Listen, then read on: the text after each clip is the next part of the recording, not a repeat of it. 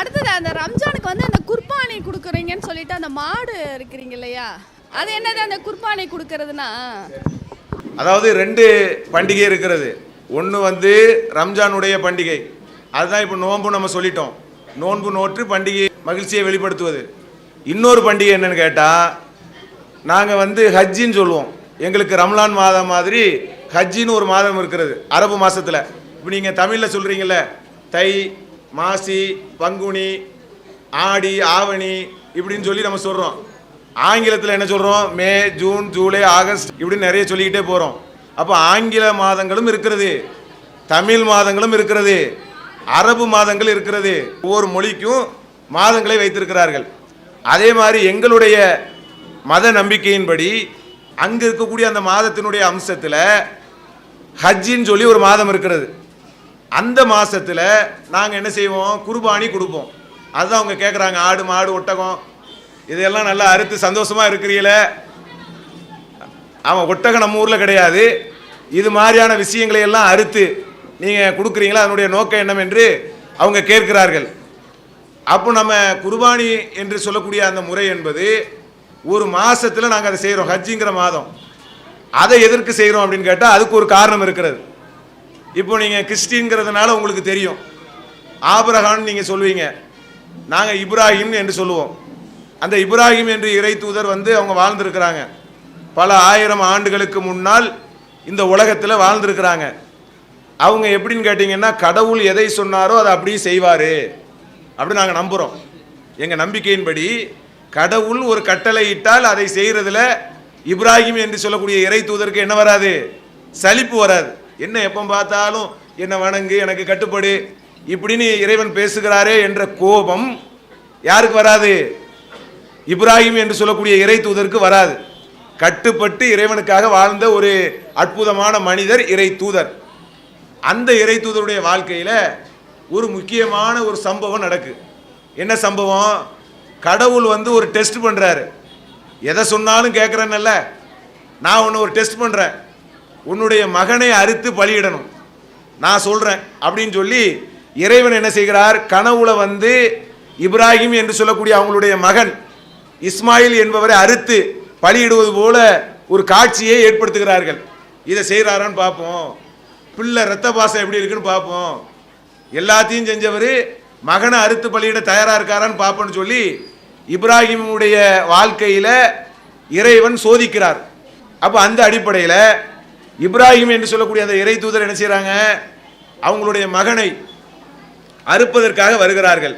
ஒரு பெரிய அருவாவை எடுத்துக்கிட்டு, மகனே நான் உன்னை அறுக்க போகிறேன்ப்பா, கடவுள் உன்னை வெட்ட சொல்லிட்டாரு அப்படின்னு சொல்லி இப்ராஹிம் என்று சொல்லக்கூடிய இறை தூதர் செய்ய வர்றாங்க. அப்படி செய்ய வரக்கூடிய அந்த நேரத்தில் இறைவன் அதை தடுக்கிறான். ஏன்னா எங்களை நம்பிக்கைப்படி நரபலி இருக்குல்ல, நரபலிலாம் கொடுக்கக்கூடாது. ஆனால் அது வந்து டெஸ்ட்டு, ஒரு தேர்வு செஞ்சிருக்கிறார் இறைவன். மகனை அருன்னு சொன்னால் அறுக்கிறாங்களா? ஏன்னா அந்த காலத்தில் மனுஷனாக இருக்கக்கூடிய அந்த கடவுளுக்காக நேச்சை செய்யக்கூடிய தன்மைலாம் இருந்துச்சு அந்த காலத்தில், அறியாத காலத்தில். அப்போ அப்படியான ஒன்றை செய்ய சொல்லிவிட்டு அப்படியான ஒன்றை செய்யக்கூடாது, மனுஷனெல்லாம் அறுக்கக்கூடாது அப்படிங்கிற ஒன்றையும் இறைவன் சொல்லிவிடுகிறார். அதே நேரத்தில் அந்த காரியத்தை செஞ்சார்ல, இறைவனுக்காக பெத்த மகனை அறுக்கிறதுங்கிறது சாதாரண விஷயமா? அதுவும் கூட இப்ராஹிம்ங்கிறவர் வயது முதிர்ந்த காலத்தில் தான் அவருக்கு பிள்ளை வந்துச்சு. ஒரு 60 வயசை தாண்டின பிறகு தான் அவருக்கு பிள்ளையே இருந்துச்சு. பருவ வயதுலலாம் பிள்ளை கிடையாது. அப்போ பருவ வயதில் பிள்ளை இல்லாமல் வயது முதிர்ந்த காலத்தில் கிடைச்ச பிள்ளையை யாராவது அறுப்பாங்களா? எவ்வளோ கஷ்டப்பட்டு நம்ம பிள்ளை பார்த்துருக்குறோம், அதை போய் அறுன்னா எப்படி அறுக்கிறது அப்படிங்கிற அந்த ஒரு விஷயத்தை கடவுள் சொன்னால் கரெக்டாக சொல்லுவார் அப்படிங்கிற நம்பிக்கையில் இப்ராஹிம் அறுக்க முனைந்தார்கள். அதை இறைவன் ஏற்றுக்கொள்ளவில்லை.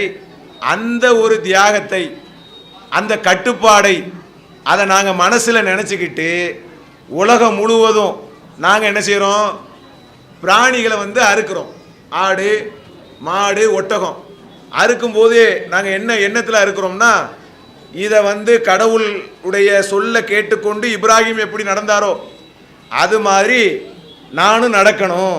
நான் என் பிள்ளையை கொடுக்க முடியாது, அதே நேரத்தில் அவருடைய தியாகம் மாதிரி எனக்கும் தியாகம் வரணும் அப்படிங்கிறது, அவருடைய தியாகத்தை நான் மதிக்கிறேன் என்ற அடிப்படையில் நாங்கள் என்ன செய்கிறோம்? ஒட்டகத்தை, ஒட்டகங்க கிடையாது. அம்மா சொன்ன மாதிரி ஒட்டகம் இங்கே இல்லை, அது வந்து பாலைவன பிரதேசத்தில் இருக்குது. இங்கே வந்து ஆடு மாடு குர்பானி நாங்கள் என்ன செய்வோம், கொடுப்போம். கொடுக்கும்போதே எங்கள் மார்க்கம் சொல்லுகிறது, நீங்கள் இந்த கொடுக்கக்கூடிய விஷயத்தில் அதனுடைய இரத்தமோ கரியோ என்கிட்ட வராது, இறையச்சம் தான் என்னை வந்து அடையும். கடவுளை பயப்படக்கூடிய எண்ணம் தான் அதில் முக்கியமே தவிர, நான் 2 மாடு கொடுத்துட்டேன் 2 ஆடு கொடுத்துட்டேன் என்ன மாதிரி உலகத்தில் பெரிய ஆள் யாரும் கிடைக்குமா அப்படியெல்லாம் சொல்லக்கூடாதுன்னு சொல்லி இஸ்லாம் சொல்லி தருகிறது. அதில் வரக்கூடிய அந்த கறிகள் இருக்கா இல்லையா, அதை நாங்கள் என்ன செய்வோம்னா அந்த பண்டிகையில் ஏழைகளுக்கு விநியோகம் பண்ணுவோம். கறிகளை வந்து என்ன செய்வோம்னா ஏழைகளுக்கு வந்து ஆடு கொடுக்குறோமா, நாங்களே சாப்பிட மாட்டோம். நாங்கள் கொஞ்சோண்டு ஒரு 2 கிலோ 3 கிலோ 5 கிலோ எடுத்துட்டு அங்கே ஒரு ஏழை இருக்கிறாரு, எப்பா நீ வச்சுக்கோ, நீயும் வந்து ஹஜ்ஜி பெருநாளை மகிழ்ச்சியாக கொண்டாடு அப்படின்னு சொல்லி ஏழைகளுக்கு என்ன செய்வோம், விநியோகம் செய்து நாங்களும் உண்டு பிறரையும் உண்ண செய்த அந்த மகிழ்ச்சியில் அன்றைய தினம் போகும். அதுதான் அதனுடைய நிகழ்ச்சியாக இருக்கிறது. Allah